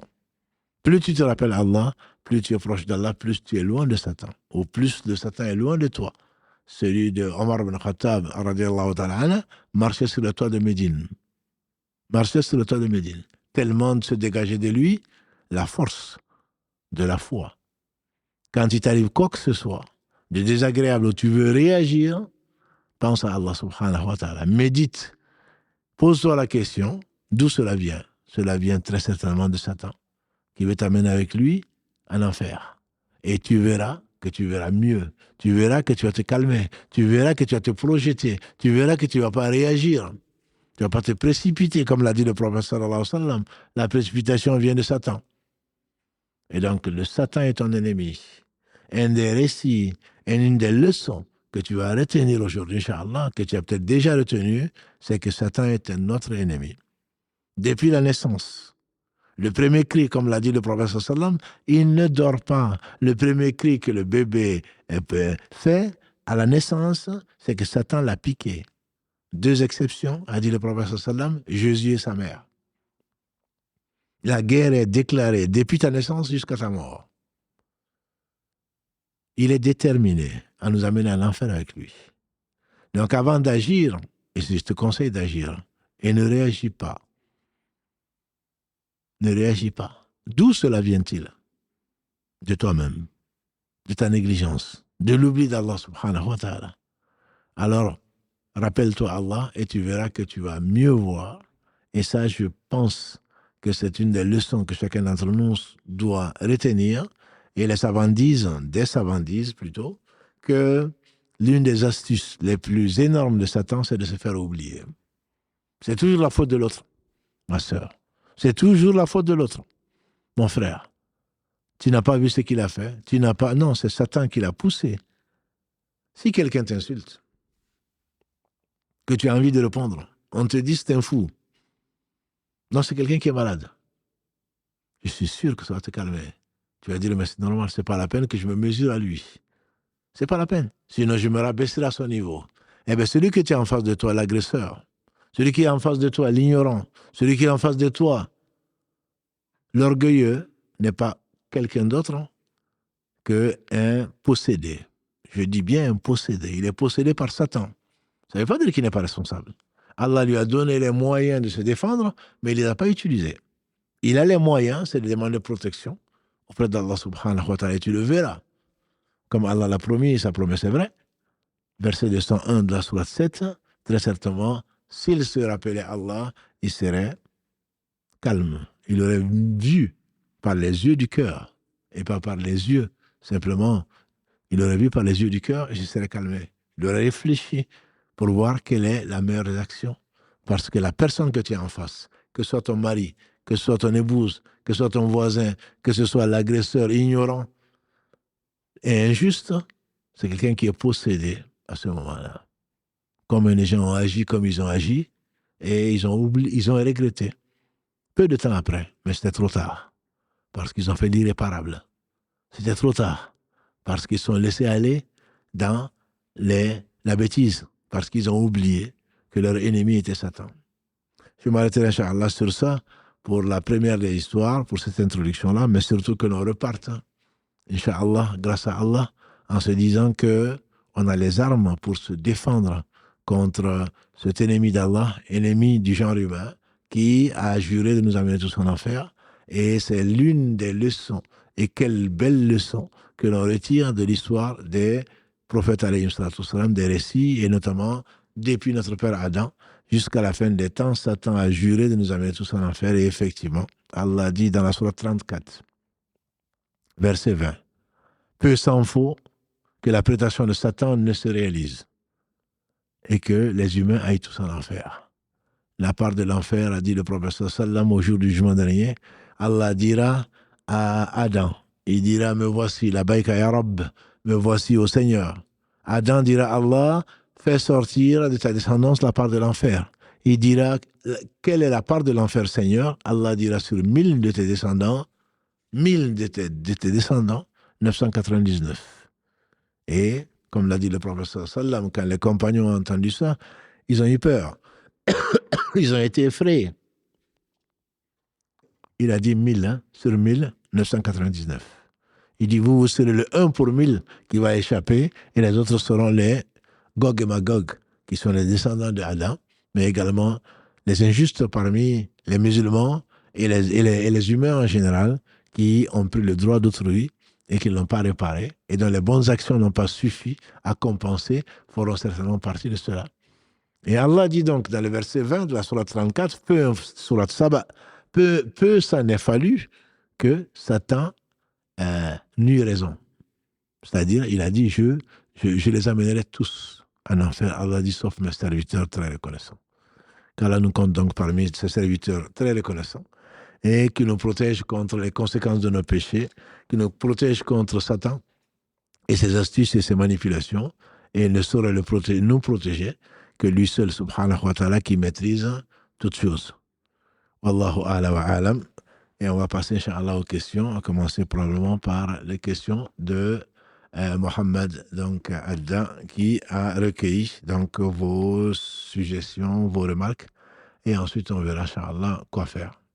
Et donc, voilà, donc c'est Mohamed Adda, Inch'Allah, qui va poser des questions, puisque techniquement, Karim a tout fait pour avoir des questions en direct, et de toute façon, alhamdulillah, Allah lui a permis de réaliser cette émission, et c'est pour cela qu'on était un peu en retard avec les moyens de bord, mais j'espère, alhamdulillah, que vous avez pu suivre donc, cette émission. On va donc donner la parole à Mohamed Adda, barakallahu fihi, et barakallahu fi Karim.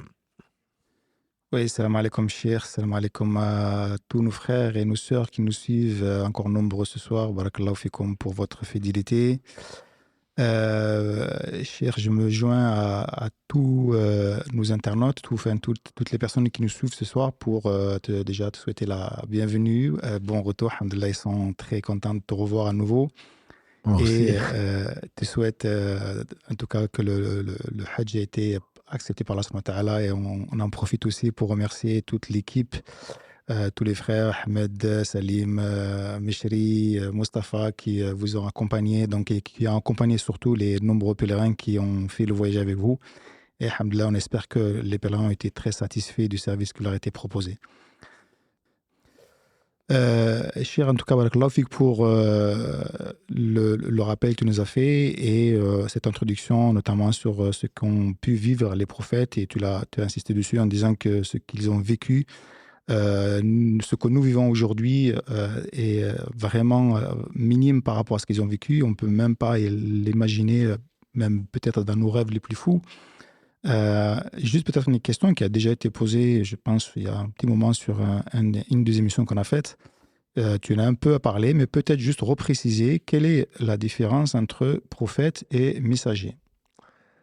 Non, encore une fois, les savants, Allah parle de prophète, Al-Anbiya. Donc, Nabi, c'est un prophète. Al-Anbiya, ce sont les prophètes, donc c'est le pluriel. Rasoul, ça vient de Risala. Risala voulant dire message. Rasoul, donc c'est messager, qui va transmettre un message. Et donc, Rusul, c'est le pluriel de Rasoul. Donc, on appelle donc Al-Anbiya, tout messager est un prophète, mais tout prophète n'est pas messager. On dit donc que parmi les Banu Israël, depuis Israël lui-même jusqu'à Jésus, chaque fois qu'un prophète mourait, a dit le prophète sallam, Allah désignait un autre prophète. Notamment avant Daoud, on sait que dans la sourate Al-Baqarah en particulier, Allah subhanahu wa ta'ala nous montre la désignation donc de celui qui va devenir ensuite donc Daoud, qui est l'un des meilleurs prophètes donc des fils d'Israël. Allah désigne les uns et les autres, et donc Talut, etc., et Jalut dans leur combat, et donc c'est Daoud alayhi salam qui va tuer, donc c'est celui qui va tuer de l'histoire qu'on appelle David et Goliath. Donc il va tuer Goliath et Allah va lui donner donc la royauté et la sagesse ici qui est synonyme donc de prophétie. Un prophète, donc, c'est celui qu'Allah a choisi, il a purifié son cœur et il a reçu une révélation. Et donc, il y en a eu, puisqu'il n'y a plus de prophètes, il y en a eu donc dans différents peuples. Et un messager, c'est celui qui est en grade, il est au-dessus du prophète. Il est prophète, mais Dieu lui a ordonné de transmettre le message. Ça, c'est la définition la plus générale et la plus usitée et la plus acceptée et la plus simple peut-être. Mais il y a des divergences entre savants pour savoir est-ce que un prophète ne peut pas être un messager ou est-ce qu'un messager nécessairement doit transmettre, quand est-ce que le prophète est devenu messager, etc. Mais la définition la plus connue et la plus acceptée en tout cas, bien qu'il y ait des exceptions, c'est vraiment un prophète, c'est celui à qui Allah a révélé. On n'est pas un prophète si on n'a pas, bon, il n'y en a plus déjà, on n'est pas prophète si il n'y en a pas reçu de révélation, et les prophètes reçoivent de la révélation de la part d'Allah subhanahu wa ta'ala au travers de l'ange Gabriel alayhi salam. Maintenant, si Allah demande à la personne, au prophète, donc de transmettre le message, la personne est considérée à ce moment comme un messager. Donc Allah parle parfois de prophète et messager. Donc, Nabiyan wa Rasula, comme il en parle pour Moussa alayhi salam, il en parle pour Ismaïl également. Donc, ils sont à la fois prophètes et ensuite ils sont devenus messagers. Mais comme on l'a dit tout à l'heure, tous les messagers sont forcément des prophètes. Ils ont reçu la révélation. Une fois qu'Allah leur a demandé donc, de transmettre ce message-là, ils sont devenus donc messagers. Allahu a'lam. Et donc, tout prophète n'est pas forcément messager. Absolument, c'est comme un musulman et croyant. C'est-à-dire que tous les croyants sont forcément musulmans, mais tous les musulmans ne sont pas forcément croyants. Parmi les musulmans, il y a des croyants, il y a des hypocrites. Voilà. Pour atteindre le stade de croyant, il faudrait que la sincérité en plus de la foi que l'on proclame. Voilà. Et donc également, c'est par rapport aux bienfaisants. Tous les croyants ne sont pas bienfaisants, mais tous les bienfaisants, donc al-muhsinin, ihsan. Ihsan, c'est le summum de la foi. C'est celui qui adore Allah comme s'il le voyait. S'il ne le voit pas, Allah, il sait que Allah le voit. Donc tout muhsin, tout bienfaisant est forcément croyant. Et il est forcément musulman. Par contre, tout musulman n'est pas croyant, n'est pas forcément croyant. Parmi les musulmans, il y a des croyants. Parmi les croyants, il y a les muhsinines. Donc, ce sont ces 3 degrés. Et là, le prophète, c'est le cas. Il y a eu 124 000 ou plus de 120 000 prophètes. Et Allah a choisi parmi les 120 000 prophètes 313 ou 315 messagers. Donc, seulement, entre guillemets. Et parmi eux, donc, ce sont des messagers qui ont eu l'ordre de transmettre leur message. Et parmi même les messagers, il y a une 3e catégorie qui est encore les meilleurs des messagers, qui sont donc les 5 que, dans l'ordre chronologique, donc Noé, Abraham, Moïse, Jésus et Mohammed, qu'Allah les bénisse tous, eux, ce sont les Ul Azm min ar-Rusul. Barakallahu fik, Cheikh. L'autre question que j'avais envie d'aborder, voilà, à laquelle tu as déjà répondu en partie à la fin en disant voilà, notre ennemi véritable c'était Satan, et tu as donné quelques conseils notamment sur les rappels, le fait d'invoquer Allah subhanahu wa ta'ala souvent, etc., pour justement que le shaitan s'éloigne de nous. À part ces invocations, ces doigts à faire, la lecture du Coran, etc., quels sont les autres actes que l'homme peut faire? Est-ce que le fait, par exemple, de s'investir dans nos institutions, dans nos associations, dans nos mosquées, est-ce que le fait, par exemple, d'être présent sur les réseaux sociaux pour répondre aux attaques faites constamment sur l'islam et le musulman, est-ce que ce sont des choses à faire? Est-ce que c'est à éviter? Comment, en fait, concrètement, pour que ce soit un peu plus palpable pour les gens qui nous suivent? Concrètement, c'est Satan, il est notre qarin. Qarin, en arabe, c'est celui qui est... Qarin, c'est comme 2 cornes d'un bœuf ou autre chose qui sont liés. C'est-à-dire que l'homme et son Satan, notre Satan qui est lié, sont inséparables, sauf si la foi les éloigne.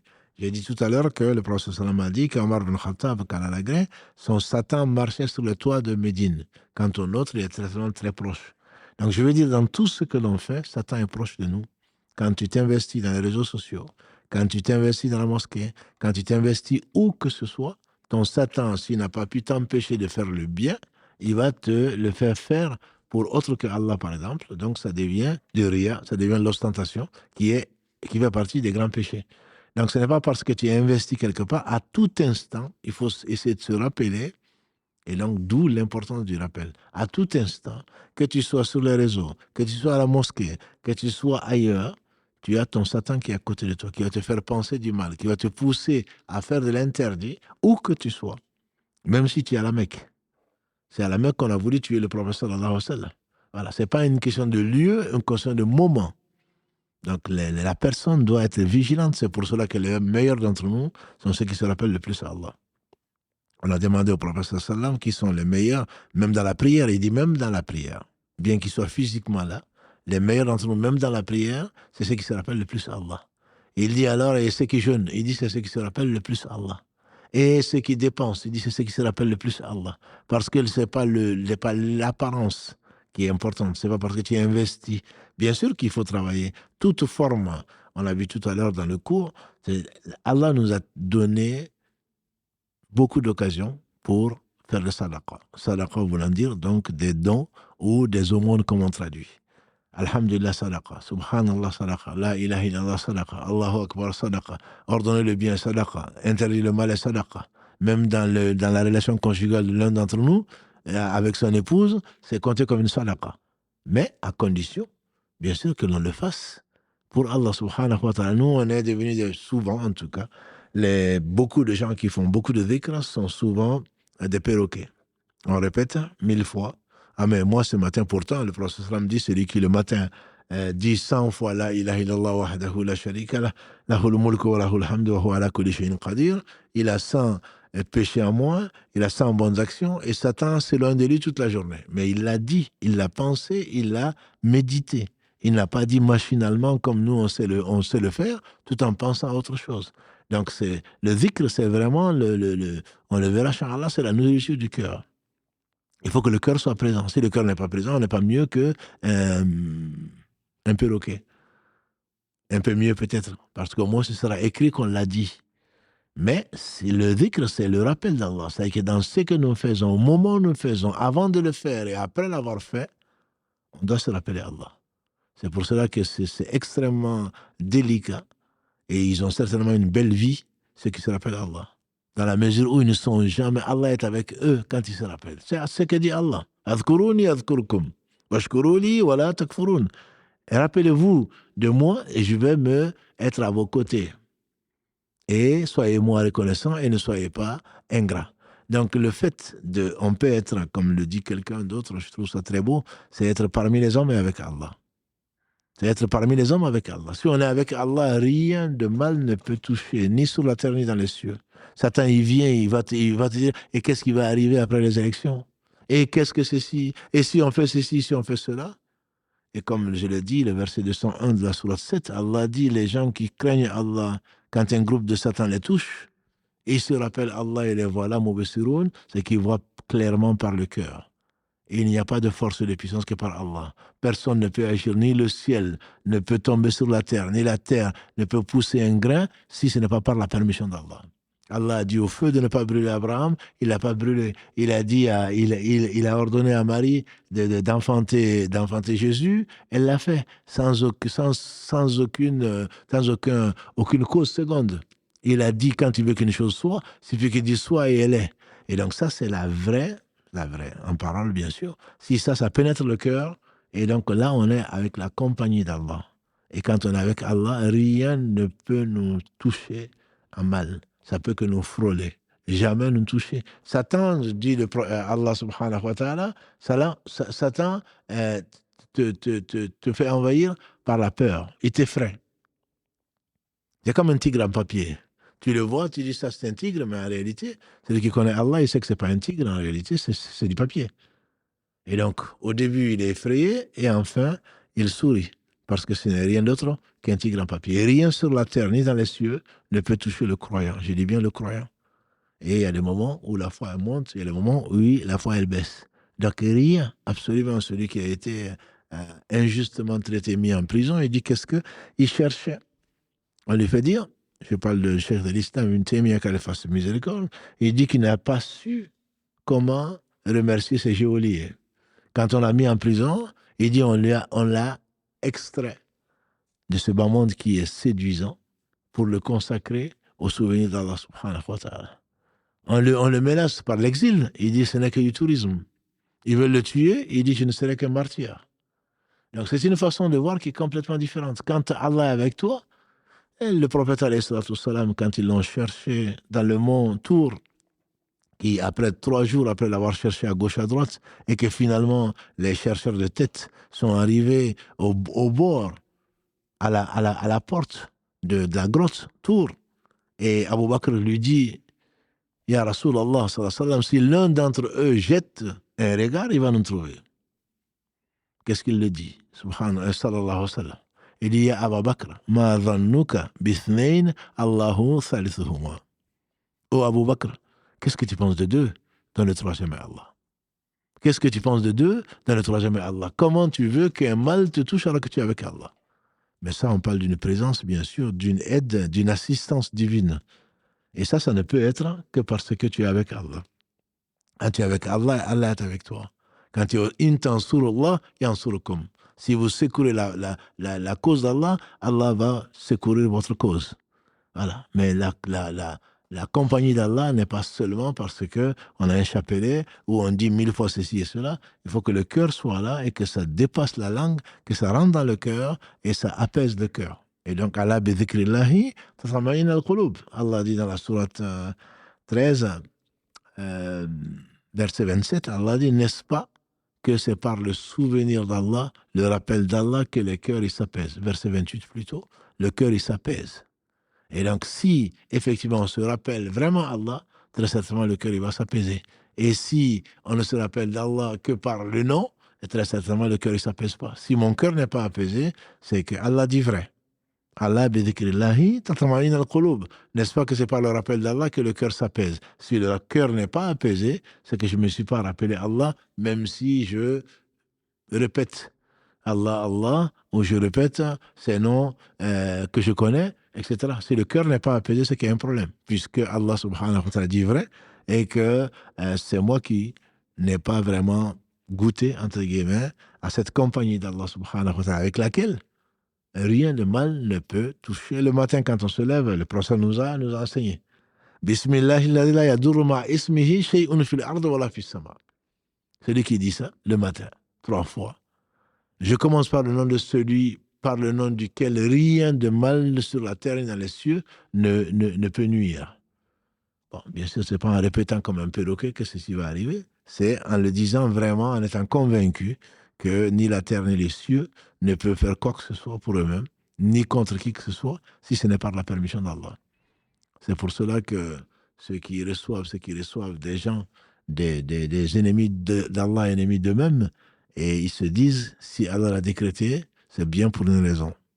Parce qu'ils ont pensé à Allah, et au lieu de voir en face d'eux l'ennemi, ils savent que leur ennemi c'est Satan. Et s'ils se rappellent Allah, ils savent que Allah ne fait que le meilleur. S'il l'a fait, c'est bien pour une sagesse qui lui est propre et qu'il connaît.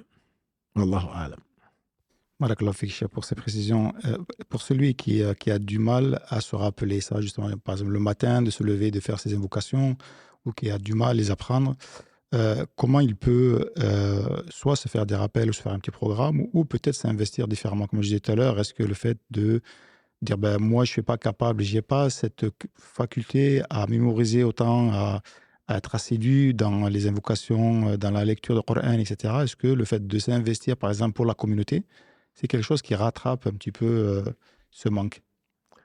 Encore une fois, c'est que même dans s'investissant, ce que j'ai voulu faire passer comme message, c'est que même en s'investissant dans les réseaux sociaux ou la défense de l'islam ou autre chose, il faut la présence, le rappel d'Allah. Sinon, on devient un activiste comme beaucoup d'entre nous. On est là matin, midi et soir. On cherche la notoriété parce qu'il y a beaucoup. Parce que Satan, il te dit, non, mais tu parles bien, et tu sais, les gens, ils t'aiment bien, continue à faire. Et donc, si ce n'est pas fait pour Allah, Allah n'accepte pas. Allah n'accepte que ce qui est fait pour lui. Donc, le rappel d'Allah n'est pas seulement dans les formules. Ce n'est pas parce que le matin, j'ai passé 1 heure en train de réviser la citadelle du musulman que je me suis rappelé Allah. Parce que mon cœur n'était pas là. Et celui qui connaît beaucoup moins d'invocations que toi a certainement fait le rappel d'Allah, ne serait-ce qu'en demandant à Allah son assistance.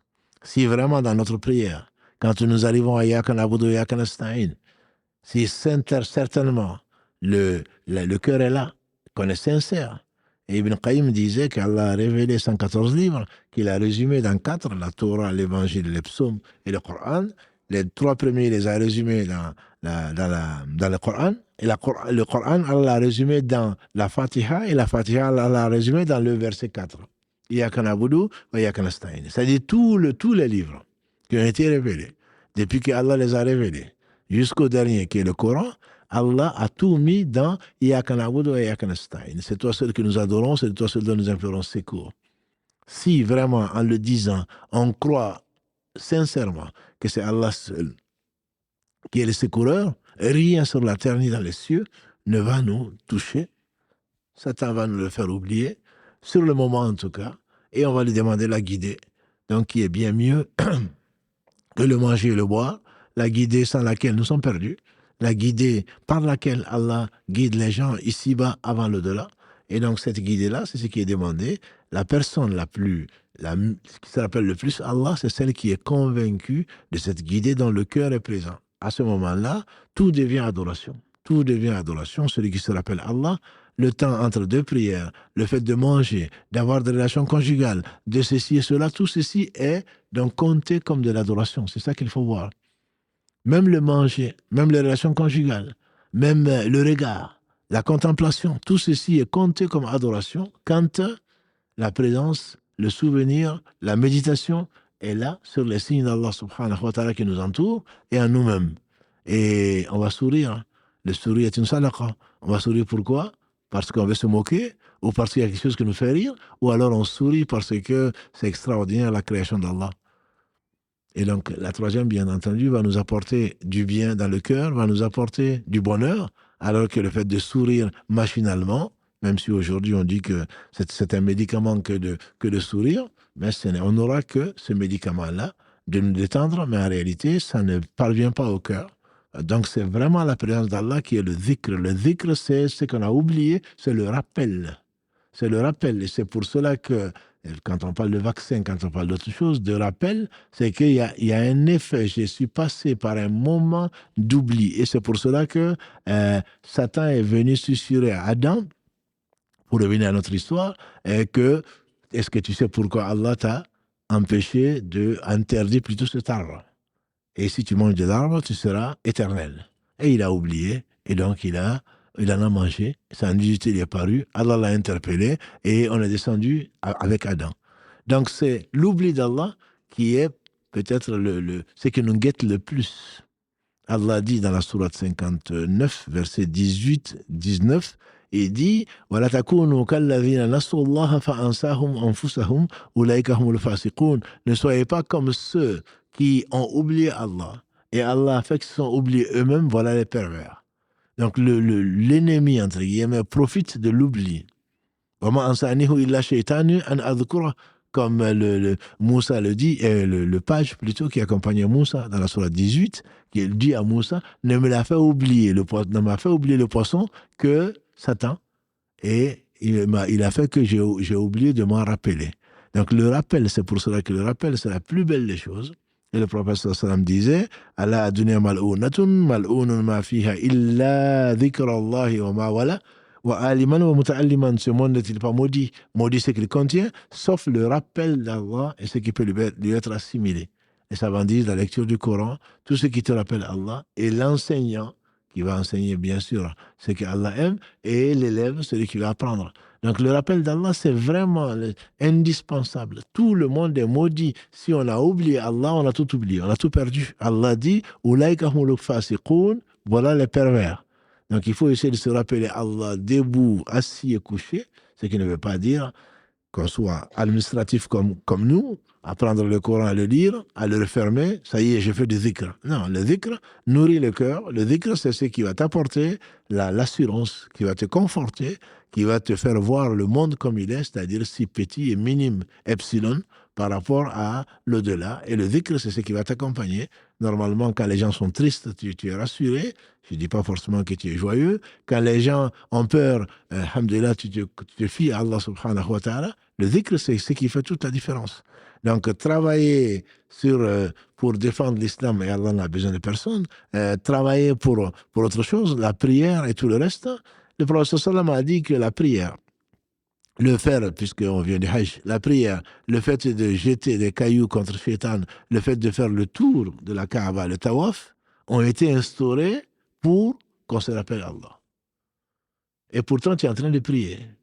Même la prière n'est pas un but en soi. La prière est faite pour se rappeler Allah. Le fait de faire le rajm, qui est un des piliers du pèlerinage, en tout cas une des obligations du pèlerinage, à Mina, le fait de faire le tawaf, qui est une obligation. Donc, dans le pèlerinage, qu'il soit petit ou grand, dans la Umrah, tout ceci, c'est fait pourquoi? C'est pas pour tourner autour de la Kaaba. C'est pour se rappeler Allah et ses bienfaits, comme on le verra, Inch'Allah, par celui qui, à cause de celui qui s'est rappelé Allah, qui est dévoué, Ibrahim, alayhi salatu wassalam, qui a construit cette maison-là. Donc, les récits des prophètes, justement, quel que soit ce qui arrive, à qui ils s'adressent à Allah. Nous, on s'adresse à Allah que quand on n'a pas le choix. On apprend que quelqu'un a un cancer, à Allah. On apprend que quelqu'un, sa voiture est ceci, à Allah. Mais en dehors de ça, on pense très peu à Allah. Et notre relation avec Allah dépend de cette réflexion-là, de ce rappel-là. Et il ne faut pas l'oublier. La part, l'importance qu'Allah a à nos yeux dépend du temps qu'on lui consacre, le temps auquel on pense. Quand on aime quelqu'un, forcément, on pense à la personne. On n'a pas besoin de s'efforcer de mettre un réveil ou de mettre une sonnerie pour que je pense à Allah 5 fois par jour, comme on le fait dans la prière. On n'a pas besoin de ça. Automatiquement, le souvenir de la personne nous vient à l'esprit. Pourquoi? Parce qu'on l'aime, parce qu'on sait qu'on dépend de la personne, que notre joie dépend d'eux, que dira alors d'Allah. C'est pour cela que les meilleurs d'entre nous, quel que soit ce que nous faisons, ce que nous prétendons faire, les meilleurs d'entre nous, c'est ceux qui, dans ce qu'ils font, ont à l'esprit l'omnipotence, la beauté, la miséricorde, la générosité d'Allah subhanahu wa ta'ala. Tant que nous serons sur ce diapason-là, alhamdulillah, le ciel ne pourra rien contre, et encore moins les habitants de la terre. Barakallahu fik, cher, pour toutes ces précisions. Alhamdulillah, j'ai juste une dernière question qui est arrivée. On terminera là-dessus, je pense. Et la personne, elle dit, concernant la lecture des récits de nos nobles prophètes, quand Allah s'adresse à eux, est-ce que on peut prendre ces révélations également pour nous? Ça dépend. Il y a deux catégories de révélations, dans le Coran en particulier, si on ne prend que celui-là.